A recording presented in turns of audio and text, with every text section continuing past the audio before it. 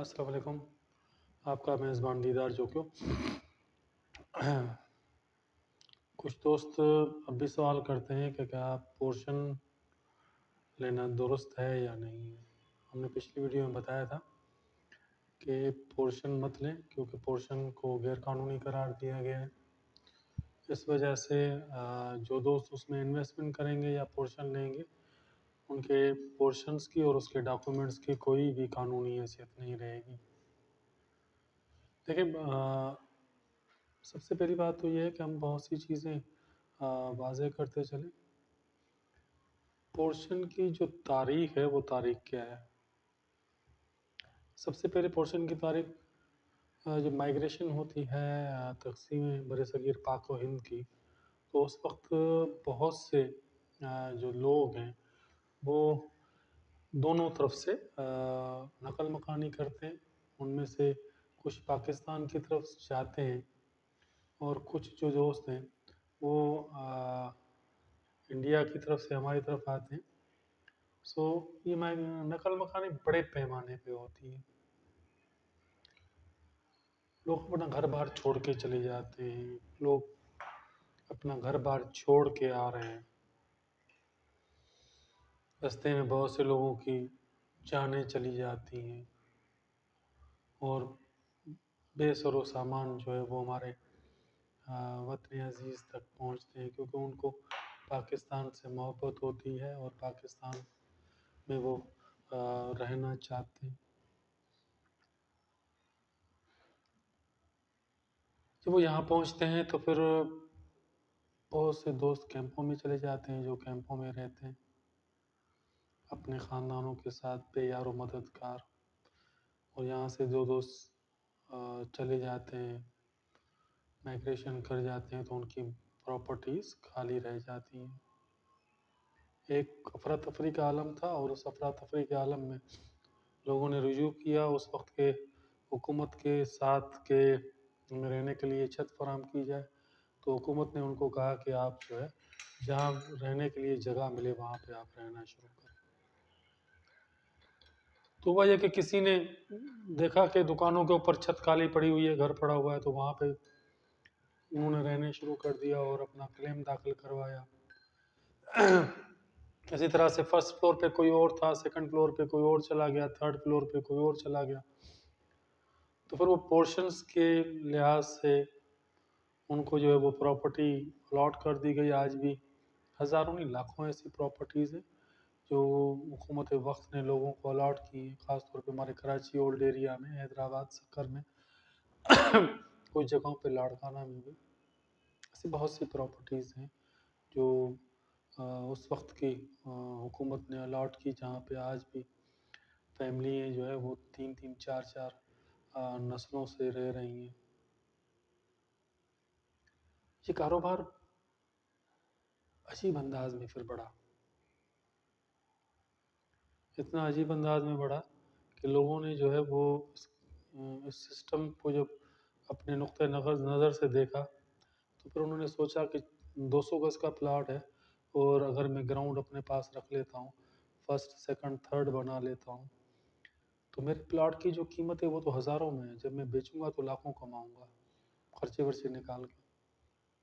تو پھر اس طرف جو ہے وہ ٹھیکیدار طبقہ، مالکان نے جن کے چھوٹے چھوٹے پلاٹس تھے، انہوں نے جو ہے وہ رجوع کرنا شروع کر دیا. اس کام میں وہ گھس گئے. اس کام سے ایک چیز واضح ہوئی، یہ کام اتنا بڑا کیونکہ پروفٹ بہت زیادہ تھا اور اس میں مارجن بہت زیادہ تھا. یہ کام اتنا بڑا کہ جس کو دیکھو وہ 400 گز کا پلاٹ لے کے 100 گز کے 200 گز کے اس میں پورشن بنا کے بیچ رہا تھا. اگر 100 گز کے بنا رہا ہے تو 12 پورشن 2 پینٹ ہاؤس، 200 گز کے بنا رہا ہے تو 6 پورشن 2 پینٹ ہاؤس. اس نے اتنا تول پکڑا کہ شہر کا حلیہ نقشہ بگڑنا شروع ہو گیا. آپ نے ایک چیز دیکھی ہوگی کہ جب بھی کہیں پہ ٹاؤن پلاننگ ہوتی ہے تو آبادی کے لحاظ سے ہوتی ہے. اس میں ضروریات زندگی کی چیزیں فراہم کرنا، جس میں پانی، بجلی، گیس، ڈرینیج لائن اور ڈرین لائن سمیت بہت سی چیزیں، رستے، گلیاں مارکیٹس وغیرہ کی پلاننگ ہوتی ہے. تو پھر ہوا یہ کہ جہاں پر حکومت وقت نے 1 لاکھ افراد کے رہنے کی لیے پلاننگ کی تھی وہاں پہ 4 لاکھ لوگوں نے رہنا شروع کر دیا. تو سارا جو نظام ہے وہ بیٹھنا شروع ہو گیا. ابھی آپ چلے جائیں اولڈ ایریا میں یا جہاں پہ پورشنز کی بھرمار ہے وہاں پہ آپ نے یہ دیکھا ہوگا 120 گز کا گھر ہے اس پہ 3 پورشن ہے. ہر گھر میں 6 افراد تو لازمی ہوں گے. تو 120 گز کا اگر گھر ہوتا تو 6 افراد رہتے لیکن اس میں 3 پورشن جب بنا دیے گئے تو پھر اس کا مقصد ہے کہ وہاں پہ 18 افراد ہوئے. تو اس حساب سے 1 لاکھ کی آبادی جو ہے وہاں پہ جو رہنے والی تھی وہ بڑھ کے 3 لاکھ ہو گئی. وقت کے ساتھ ساتھ اس میں اضافہ ہوا. مہنگائی کی وجہ سے لوگوں کی قوت خرید متاثر ہوئی اور پھر ان کی ضروریات زندگی بھی بڑی رش کا. ایک ایسا طوفان آیا کہ اب ہم کراچی کے جب ہم ٹاور سے نکلتے ہیں تو صرف چندی گڑھ روڈ کراس کرنے میں ہمیں گھنٹوں لگ جاتے ہیں. اتنا ٹریفک جام ہوتا ہے. اگر ہم خریداری کے لیے جائیں تو ایک عجیب و غریب افراتفری کا عالم ہوتا ہے. حکومت نے سب چیزوں کو دیکھا، نوٹ کیا. وقت کی ضرورت کے تحت اس نے ایک مربوط پلاننگ کا آغاز کیا ہمیں اور پھر آگے چل کے انہوں نے پورشن پہ پابندی لگانے کا سوچا. کافی سالوں تک میرا اندازہ ہے کہ 10 سے 12 سال تک پورشنز پہ پابندی کی بات پہ سروے ہوئے.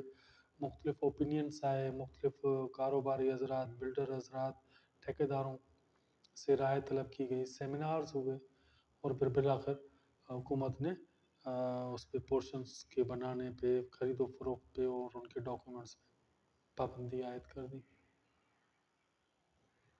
اس وقت بھی ہمارے ایک اندازے کے مطابق تقریباً 1 لاکھ سے زائد پورشنز سیل پہ پڑے ہوئے ہیں. مختلف علاقوں میں بہت سے لوگوں نے بنائے. کہنے کا مقصد یہ کہ پورشن لینے والا وہی فرد ہوتا ہے جس کی سورس آف انکم، جس کے پاس جو بجٹ کیپیسٹی ہے وہ کم ہے. وہ چاہتا ہے کہ کم پیسوں میں بڑا اسپیس ملے، میں اپنی فیملی کو خوش و خرم رکھوں، خوبصورت سا گھر ہو. وہ پورشن کی طرف موو ہوتا ہے. لیکن اس کو یہ پتہ ہی نہیں ہے کہ اس کی زندگی بھر کی جمع شدہ جو پونجی ہے وہ کسی قانونی کام کے بدلے، کسی قانونی گھر کے بدلے اس طرف جا رہی ہے جس طرف صرف اس کی قسمت میں تباہی لکھی ہوئی ہے. کل اگر حکومت یہ چاہتی اور آرڈیننس پاس کر دیتی، ایک آرڈر کوئی بھی محکمہ پاس کرتا ہے کہ جو بھی پورشنز ہیں ان کو گرا دیا جائے، تو یہ مجھے بتائیں کہ جن لوگوں نے پورشنز لیے ہیں ان کی کیا کنڈیشن ہوگی. میں نے آپ کو یہاں پہ پورشن کی کنڈیشن بھی بتائی ہے، اس کی قانونی حیثیت بھی اور پورشن کی شروعات بھی بتائی ہے اور پورشن کو غیر قانونی دینے کی وجوہات بھی بتائی ہیں. فیصلہ آپ کریں. اپنے زندگی کی جمع شدہ پونجی کو برباد دیکھنا چاہتے ہیں یا پھر اپنی زندگی کی جمع شدہ پونجی کو پراپرٹی کی خرید و فروخت کی مد میں کسی مضبوط جگہ پہ لگا کے اس کو سینکڑوں گنا اس کو پروفٹ میں تبدیل کر سکتے ہیں اور اپنی زندگی میں سکون کی جو بانسری ہے اس کو بجاتے ہوئے زندگی گزارنا چاہتے ہیں. ہمارے چینل کو سبسکرائب کریں، آئیکن بٹن کو دبائیں. اس کے ساتھ ہی دیدار جو کہ وہ آپ سے اجازت چاہے گا. اللہ حافظ.